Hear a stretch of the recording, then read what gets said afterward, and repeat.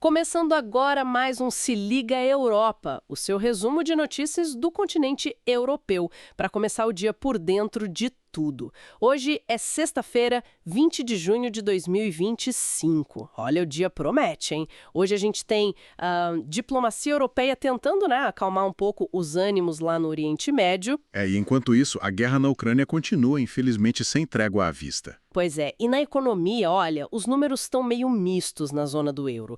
Ao mesmo tempo, a União Europeia está reforçando bastante o investimento em defesa. Isso. E tem mais coisa acontecendo. Protestos contra o excesso de turismo agitando o sul do continente. Verdade. E também avanços importantes em tecnologia, saúde e, olha só, até surpresa no futebol. Bastante coisa pra gente ver.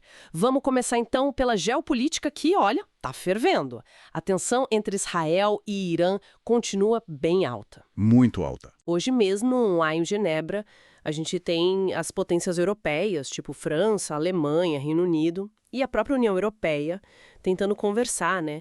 O foco é a questão nuclear iraniana e pedir para todo mundo baixar a bola um pouco. A linha europeia é essa, da desescalada. Mas, assim, a postura dos Estados Unidos parece um pouco diferente, talvez mais inclinada para uma possibilidade de ação militar. Exato. E enquanto essas conversas acontecem, Israel continua com ações militares bem significativas contra infraestruturas iranianas. Sim. E o Irã, por outro lado, respondeu. Lançou mísseis que, é verdade, foram interceptados, mas lançou. E também nomeou um especialista em contra-insurgência para um posto-chave. O que isso pode indicar? Bom, pode ser um sinal de que eles estão, preocupados com a situação interna também, né? Não só com a pressão externa. Entendi. E mudando o foco, mas ainda em geopolítica. Ucrânia. A situação lá não melhora, né? Não, continua muito difícil. O presidente russo, Vladimir Putin, ele reafirmou publicamente que a estratégia dele é de longo prazo. Uma guerra de desgaste mesmo. Falando em avanços diários e sem querer negociar com o presidente Zelensky. Exatamente, e a resposta da Europa está vindo. Na próxima semana, o Conselho Europeu deve aprovar a extensão das sanções contra a Rússia, talvez até com medidas adicionais. Mesmo com a Hungria podendo, talvez, resistir um pouco. Mesmo com essa possibilidade. Mas um ponto interessante, já começam a aparecer sinais de desgaste na economia russa. Autoridades de lá admitindo um arrefecimento, falando em esgotamento de recursos. Interessante acompanhar isso. Agora, falando em União Europeia, teve decisão importante ontem, né? Teve sim. Os governos concordaram em aumentar, e aumentar bastante, o limite de empréstimos do Banco Europeu de Investimento. Mas que triplicaram o financiamento para projetos de defesa. É isso, incluindo aquelas tecnologias de dupla utilização. Isso mesmo. Aquelas que servem tanto para o uso civil quanto militar. É um passo bem claro na busca por mais autonomia estratégica para o bloco. Faz sentido. E não é só isso. Eles também estão finalizando novas regras para aumentar a transparência no financiamento dos partidos políticos europeus, sabe? E para combater interferência estrangeira. É a União Europeia tentando se blindar um pouco mais. Importante. Agora, vamos para a economia. Temos uma notícia que parece boa, né? A inflação anual na zona do euro diminuiu para 1,9% em maio. Sim, é um sinal positivo, sem dúvida. E o mercado de trabalho continua forte, o que também ajuda. Mas o crescimento econômico geral, ainda está modesto. Falta um gás maior. E o Fundo Monetário Internacional deu um recado ontem, né? Deu sim.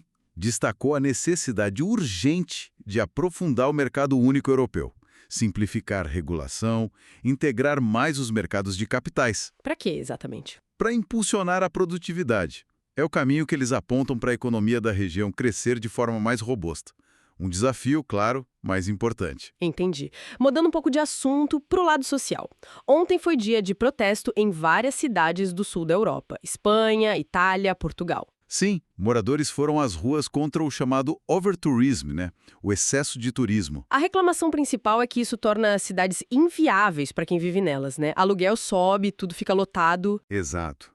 É aquela busca difícil por equilíbrio entre os benefícios econômicos do turismo e o impacto na qualidade de vida dos moradores locais. Uma questão bem complexa. Com certeza. E rapidinho sobre ciência e tecnologia. Vamos lá. A Europa está acelerando inteligência artificial. Tem parcerias estratégicas rolando, como a de Luxemburgo com a Mistral AI, e vários planos regionais para impulsionar a adoção dessa tecnologia. E na biotecnologia? Notícias boas também. A Agência Europeia de Medicamentos deu um parecer positivo para um estudo grande, fase 3, sobre câncer do pâncreas. E tem resultados promissores aparecendo com vacinas e terapias de edição genética para doenças raras. Avanços importantes aí. Que ótimo! E pra gente fechar com o esporte, que tal? Porque tivemos zebras no Campeonato Mundial de Clubes da FIFA. Ah, essa foi boa. Ontem, acredita, o Botafogo venceu o Paris Saint-Germain, 1-0. Pois é. E não foi só isso. O Inter Miami do Lionel Messi também conseguiu uma vitória histórica sobre o Porto. Futebol sempre surpreende, né? Bom demais. Bom, pessoal, esse foi o Se Liga Europa de hoje, 20 de junho de 2025. Um panorama rápido para manter todo mundo informado sobre o que está acontecendo no continente. É isso aí. Obrigado pela companhia e fica talvez uma reflexão, né? A gente vê tantos esforços individuais dos países, da própria União Europeia, em defesa, tecnologia, economia, buscando essa tal autonomia. Sim. Mas será que essa fragmentação de iniciativas, cada um correndo para um lado, consegue realmente construir um bloco forte, unificado, resiliente, para encarar os desafios globais que a gente tem? Fica a pergunta. Interessante pensar nisso, hein? Deixa essa pulga atrás da orelha para o pessoal. Continue acompanhando o Se Liga Europa para mais análises e informações. Até a próxima!